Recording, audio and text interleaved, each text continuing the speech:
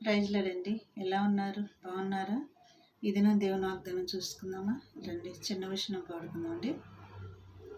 జ్ఞానులకు నీ సందేశం, మతకర్తలకు నీ ఉపదేశం. జ్ఞానులకు నీ సందేశం, మతకర్తలకు నీ ఉపదేశం. అర్థము కాకపోయిని, అర్థము కాకపోయిని,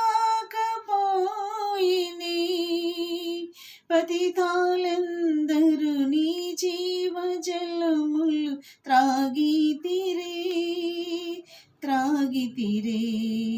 నా ప్రాణ ప్రియుడా, నా యేసు ప్రభువా, నా జీవితం అంకితం నీకే, నా జీవితం అంకితం. ఇది నా దేవుని వాగ్దానం. మనం చూసుకుందామండి. సామెతల 10వ అధ్యాయము 6వ వచనం చూసుకుందాం. నీతిమంతుని తల మీదకి ఆశీర్వాదములు వచ్చును. ఈ దినం వాగ్దానం అంటే ఏంటంట? నీతిమంతుల తల మీదకి ఆశీర్వాదములు వచ్చును. నిజమే, మన తల మీద ఆశీర్వాదములు ఆయన కుమ్మరిస్తాడు. ఎందుకంటే మనం ఆయనలో నీతి కలిగి నడుచుకుంటే ఆయన అన్ని కూడా మన సొంతమే.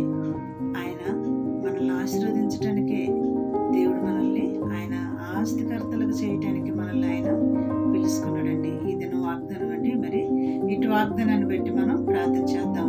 ఏంటంట? నీతిమంతుల తల మీదకి ఆశీర్వాదములు వచ్చును. కళ్ళు మూసుకున్న చిన్న ప్రార్థన.